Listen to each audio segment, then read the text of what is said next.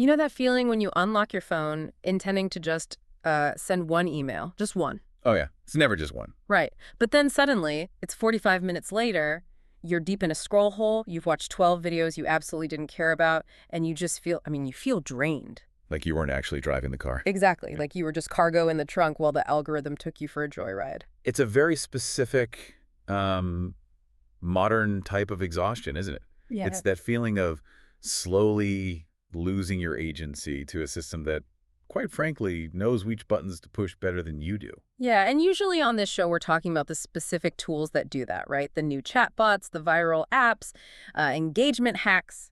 But today we are zooming way, way out. Way out. We're doing a deep dive into a stack of documents that argues we are actually standing on the edge of a civilizational turning point.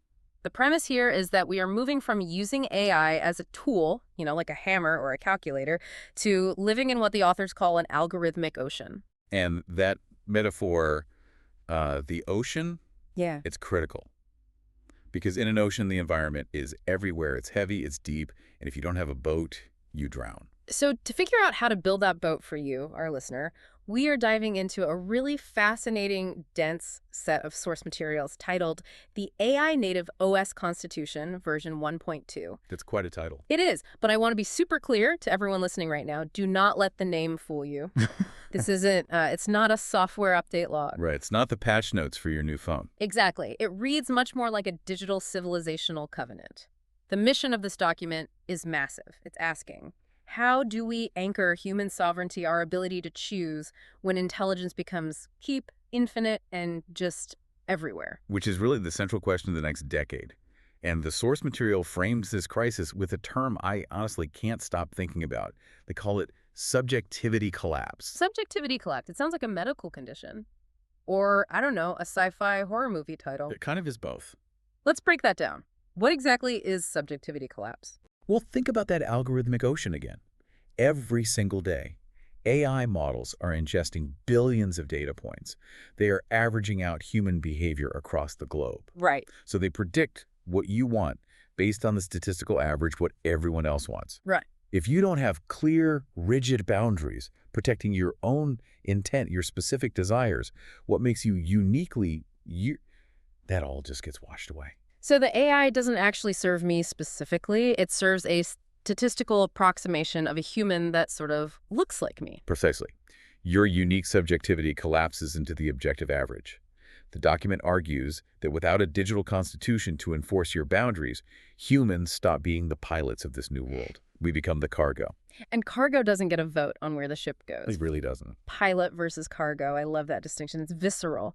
So this constitution isn't Luddite stuff. It's not trying to smash the machines or halt progress. It's trying to build a cockpit for us so we can actually fly the thing. Let's unpack the architecture they propose to fix this. It starts with a foundational metaphor they call the three-layer constraint tower. Right. This is where we get into the actual structure of it. The text argues that human collaboration isn't just a flat mess, it's a tower of consensus. And if we want AI to work for us, it has to respect this tower. Okay, walk us up the tower. What's at the bottom? At the bottom, the base, you have truth consensus. Think of this as hard reality. In society, this is the law, regulations, or even physics. You can't just decide to drive 100 miles per hour through a school zone without the law, or a concrete wall stopping you. So gravity and jail, the stuff you just can't argue with. Pretty much, yeah. Then, moving up, the body of the tower is governance consensus. This is more flexible. Think of organizational charters, board resolutions, the rules of a specific company or a club. Like the bylaws. Right. We agree to these rules to work together, but they aren't universal laws. A bank has different rules than a tech startup. And at the very top of the tower. The top is process consensus. This is the day-to-day workflow. Who approves the invoice? Who has the authority to click send on the press release? It's the fluid operational stuff. Okay, so we have law, governance, and process. Where does this AI-Native OS fit in? Is it just a new app sitting on top of the pile? No, and this is the key insight. The AI-Native OS acts as the digital enforcement layer for that entire tower. Its job isn't to make new laws. Its job is to translate those human laws, which right now are usually just paper in a filing cabinet, into code that the AI absolutely must follow. Wait, let me see if I have this right. Usually a lie says do not embezzle money. But physically, you still can embezzle money. You just get caught later. Exactly. Traditional law is after-the-fact punishment. But the AI-native OS changes that to before-the-fact prevention. It makes it so the AI literally cannot execute the transaction without the proper governance token. It constrains the AI's behavior based on the tower. That is a massive paradigm shift. It's the difference between a speed limit sign and a governor on the engine itself. Now, I notice the documents make a really sharp distinction here regarding blockchain, because a lot of crypto folks think the blockchain should be the judge, jury, and executioner. The text pushes back on that hard. It says blockchain is the notary, not the legislator. Meaning it proves something happened, but it doesn't decide if it should happen. Right. You don't want a blockchain deciding your moral framework or writing your laws. You want humans to decide the framework. The blockchain just provides the cryptographic evidence that the rules were followed. It's a crucial nuance. The human always remains the source of the law. So if the OS is the enforcer, what are the rules of engagement? The Constitution lays out two non-negotiable axioms, and the first one feels like a direct shot at the transhumanist crowd. It's called boundary is symbiosis. This one is counterintuitive for a lot of tech optimists. The prevailing idea in sci-fi think, Neuralink, or the singularity, is that to survive AI, we need to merge with it. We need to upload our brains, dissolve the barrier, become one with the cloud. Become the Borg. Resistance is futile. Basically. But this document says no. That is incredibly dangerous. It uses the analogy of a biological cell. A cell works because it has a membrane. If you remove the membrane and merge completely with your environment, you don't get superintelligence. You get entropy. You get death. So to collaborate with AI, we actually need a stiffer wall between us and them. You need a rigid boundary between human and machine. That distinction allows for exchange. If you dissolve the boundary, you dissolve the human. You effectively commit suicide by data. Which leads directly to the second axiom: authorization is confirmation. This is the legal anchor of the whole system. It basically says if a human didn't sign off on it, it didn't happen. In the eyes of the system, unauthorized AI action is a hallucination. It has no legal reality. No authorization, no rights, no responsibility. Correct. If the AI drives the car off a cliff, but you didn't authorize the trip, the system treats it as a malfunction, not a decision you are liable for. It forces the system to seek your permission constantly. This boundary concept leads us into the visual model they use. I found this really helpful because I usually picture AI as this fog surrounding us, but they reject that concentric circle idea where we are inside the AI or the AI is inside us. They do. They propose a topology of two separate circles touching, like a Venn diagram that barely overlaps. They call it the Dual-Circle Symbiosis model. Let's paint the picture for the listener. Circle 1 is us. Circle 1 is the biological sovereignty circle. That's us, the humans. In the tech specs, they refer to us as L0. L0. Layer 0. Biology. We are slow, we are carbon-based, we get tired, and we're expensive to run. But our core asset is what they call the 1% inspiration. It's our intuition, our aesthetics, our moral finality. The first principle of our circle is, I am responsible, therefore I exist. I am responsible, therefore I exist. That is heavy. It ties existence directly to liability. You exist because you can be blamed for things. It's a profound philosophical stance. You are the locus of accountability. Then you have Circle 2, the digital intelligence circle. This is the AI referred to as L3 or L4. Silicon. Silicon. Its asset is the 99% execution. It has infinite compute, perfect logic, and crucially, zero marginal cost. It can do a billion things for free. But its first principle is simply, I can execute. So I am responsible versus I can execute. That really clarifies the relationship. The source text uses a specific metaphor here that I thought was brilliant, the spacesuit. Yes, the astronaut spacesuit. It's perfect. If you go into space, you don't try to merge with the vacuum. It kills you. You wear a rigid suit. That boundary doesn't separate you from space in a bad way. It is the only thing that allows you to survive and operate in space. So the dual circle model is our spacesuit for the algorithmic ocean. Exactly. It keeps the pressure in. It allows you to interact with the environment without being crushed by it. But we do have to interact. We can't just float there in the dark. Where do these two circles actually meet? The document talks about a protocol exchange zone. This is the interface. This is the visor of the helmet. And this is where a concept called intent collapse happens. And they don't mean collapse in a bad way, like a building falling down. They mean it in the quantum physics sense. Like Schrödinger's cat. Right. The AI is a probability machine. Ask it to write an email to your boss, and it can generate a million possible versions, some polite, some angry, some weird. That is a wave of probability. It's not real yet. And the human intent is the observer that collapses the wave. Yes.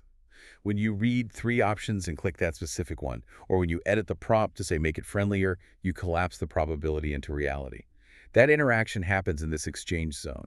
The text emphasizes that emergence, that magic spark of creativity, isn't just the AI being smart. It's what happens when rule-bound AI tries to serve rule-breaking human intuition across that clear boundary. Okay, so we have the theory, we have the spacesuit. Let's talk about the actual gear. The Constitution outlines two main governance entities, Self-OS and Org-OS. Let's start with the individual. What is Self-OS? Is it just an app on my phone? It's much more than an app. Think of Self-OS as your digital immune system. The document describes it as a sovereign kernel running in a trusted execution environment. Let's pause on that. Trusted Execution Environment, or TE. That's hardware, right? Yes. A T is basically a secure vault physically inside the hardware chip of your device. Even the operating system, like Windows or iOS, can't see inside it. It's a black box. So your Self-OS lives securely in this vault. Correct. It acts as the interface. It takes your fuzzy biological intent, like saying I want to send money to mom, and converts it into a rigorous digital contract that the AI can't misinterpret. But more importantly, it protects you from the outside. How so? It filters the incoming flood. It detects manipulation. If an AI agent tried to use a psychological hook to get you to buy something, or if a bot tries to spoof a signature, the Self-OS intercepts it. It's a bodyguard for your attention and your rights. That sounds incredible. I need that yesterday. But we don't live alone in a vacuum. We work in companies, we live in cities. That brings us to the collective side, Org-OS. Org-OS is described in the text as the consensus mother. A slightly creepy name, but go on. It's a bit sci-fi, but the idea is sound. If Self-OS represents you, Org-OS represents us. It doesn't have a will of its own. It's a scheduler that enforces the group's rules on the AI agents. The sources mention how this applies to legacy systems like big banks or power grids, because I think there's a real fear that AI means tearing everything down and starting over with fresh code. The document addresses that directly. It says this is about integration, not replacement. A bank doesn't get thrown out. It gets an augmentation layer. So the bank's board resolutions, those dusty paper documents, get mapped into the Org-OS. Exactly. When a board member votes, their Self-OS signs a digital resolution, and the Org-OS enforces it on the trading AI. It's digitizing the chain of command, not destroying it.